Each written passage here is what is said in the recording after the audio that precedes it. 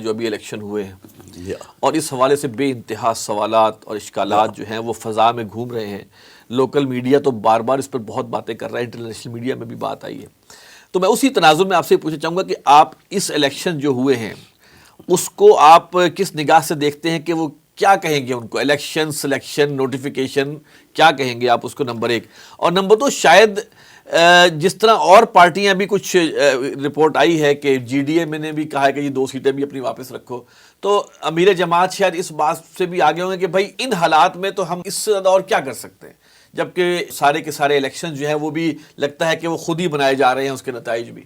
دیکھیں کتنی شرم کی بات ہے جی کہ انڈیا جن کے داخلی تضادات ہم سے بہت زیادہ ہیں، وہاں قدم قدم پہ زبانیں بدل جاتی ہیں، کلچر بدل جاتا ہے، وہاں پہ کئی مذاہب، کئی چیزیں ہیں، یعنی ذات برادری بے پناہ نیچے داخل ہے، کرپشن وہاں بھی بہت زیادہ ہے.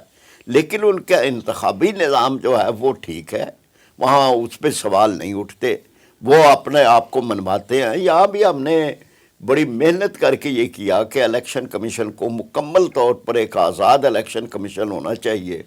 لیکن جس طرح سے یہ انتخاب ہوا، ٹیکنیکلی کئی بہت اچھے پہلو بھی تھے، مثلا پولنگ ڈے پہ ایک امن رہا عمومی طور پہ.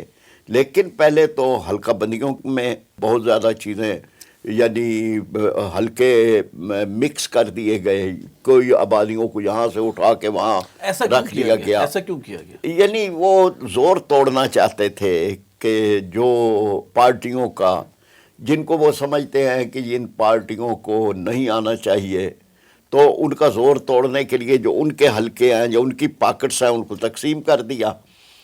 تو اس سے یہ تو پھر کہانی پرانی شروع ہوئی ہے، جسے یہ ساری یہ وہ بھی ہے.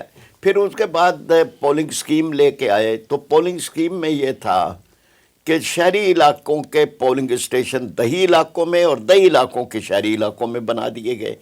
میں خود یعنی ازمیر سوسائٹی میں، یہاں لاہور میں ہماری رہائش ہے، تو اس کے اندر ہی پہلے پولنگ اسٹیشن بنتے ہیں. وہاں بہت بڑے اسکول ہیں، سامنے یونیورسٹی ایک پرائیویٹ ہے، وہاں نہیں بنائے گئے.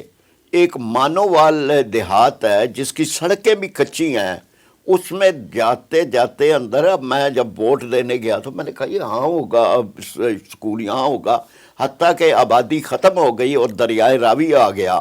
تو دریائے راوی کے کنارے ایک چھوٹا سا پرائمری اسکول تھا، وہاں ہمارا پولنگ اسٹیشن بنایا گیا. تو اور یہ ہر جگہ ہوا، یعنی ڈی ایچ اے کے ساتھ ہوگا، بحریہ ٹاؤن کے ساتھ ہوا. تو وہ یہ سمجھتے تھے کہ لوگوں کو اتنا دشوار کر دیں کہ یہ ووٹ ڈالنے نہ جائیں. تو لوگ پھر گئے، ووٹ ڈالنے گئے. اب جو اصل کہانی ہے نا، وہ تو پھر اس کے بعد شروع ہوتی ہے کہ رات 10 بجے کے بعد آ رہے تھے، کوئی جیت رہا تھا، کوئی ہار رہا تھا، کوئی پولنگ اسٹیشن اتنے پرسنٹ. اچانک یوں ہوا کہ جی رزلٹ تبدیل ہونے شروع ہو گئے. جس کا ڈکلیئر ہو رہا تھا کہ یہ ہار رہا ہے، صبح لوگوں کو پتہ چلا کہ وہ تو جیت گیا ہے. میاں نواز شریف صاحب کی اپنی سیٹ تھی، خواجہ آصف صاحب کی تھی. تو یہ جو ایک تھی وہ صورت. اب جو کراچی میں ہوا ہے، اصل میں سمجھتا ہوں کہ وہ سامنے آنا چاہیے کہ کراچی میں یہ طے کر لیا گیا کہ یہاں پہ نہ پی ٹی آئی کو آنے دیں گے، نہ جماعت اسلامی کو آنے دیں گے. ایم کیو ایم کو پھر، یعنی چوتھے نمبر پہ ایم کیو ایم تھی، اسے بلدیاتی الیکشن لڑنے کی جرت نہیں ہوئی. ان کا ووٹ بینک ختم ہو گیا، ان کی تنظیم ختم ہو گئی، وہ معاشرے کے اندر ان کو کے لیے اپنا نام لینا دشوار ہو گیا. لوگ کراچی کے تباہی و بربادی کا ذمہ دار ان کو گنتے تھے. ان کا پورا کلچر پتھا خوری کا، بوری بند لاشوں کا وہ تھا. اچھا، اب اس کے بعد ان کو اٹھا کے پھر 4 نمبر سے ان کو لایا گیا. میں آپ کے سامنے رزلٹ ذرا رکھتا ہوں جی. یہ فارم 45 وہ ہوتا ہے جی کہ جو وہاں پہ جاری ہوتا ہے پریزائڈنگ افسر کا، جس پہ اس کے دستخط ہوتے ہیں، جس پہ پولنگ ایجنٹوں کے دستخط ہوتے ہیں، اور جس پہ مہر بھی ہوتی ہے. اور مہر بھی ہوتی ہے. اب یہ کہ فارم 45 سے زیادہ اتھینٹک بات ہی کوئی نہیں ہو سکتی، اس لیے کہ وہ وہاں پہ موقع پہ ہوتا ہے.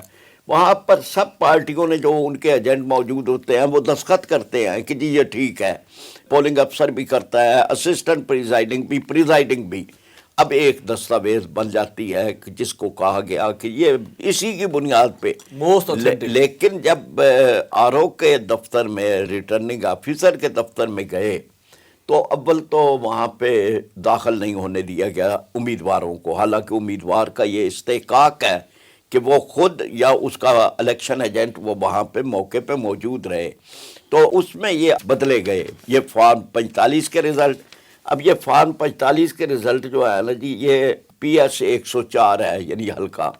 یہاں پر محمد جنید مقاتی یہ جماعت اسلامی کے ہیں، انہوں نے لیے ہیں 29,483.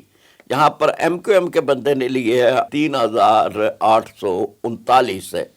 اب جو رزلٹ آیا فارم 47 میں، تو یہاں پر اسی 104 میں جماعت اسلامی کے بندے کے کر دیے گئے 23,588، اور ایم کیو ایم کے جس کا ووٹ 3,839 تھا فارم 45 پہ، اس کو 30,456 کر کے اس کو جتا دیا گیا.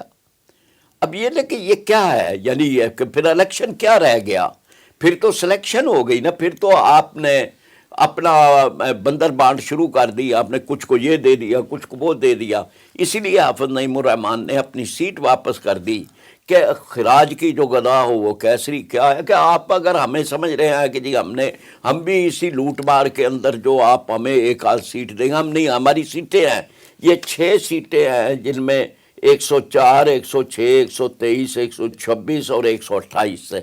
یہاں پہ جماعت اسلامی کے لوگ جیتے ہوئے ہیں اور ان میں ایم کیو ایم کو جتا دیا گیا.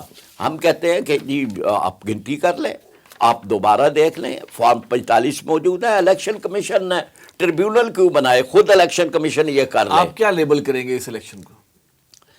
میرا خیال ہے کہ جی بالکل ہم یہ تو نہیں کہتے کہ یہ ٹوٹلی دھاندلی شدہ ہے، اس لیے کہ بہرحال پی ٹی آئی جیتی ہے. وہ پی ٹی آئی کو جتانے کے لیے تو نہیں بنا تھا، لیکن یہ کہ انجینئرڈ یہ الیکشن ہیں، ان کو مینیج کیا گیا، ان کے بارے میں یہ طے کیا گیا کہ جی اس میں کس کو کس حد تک جانے دینا ہے.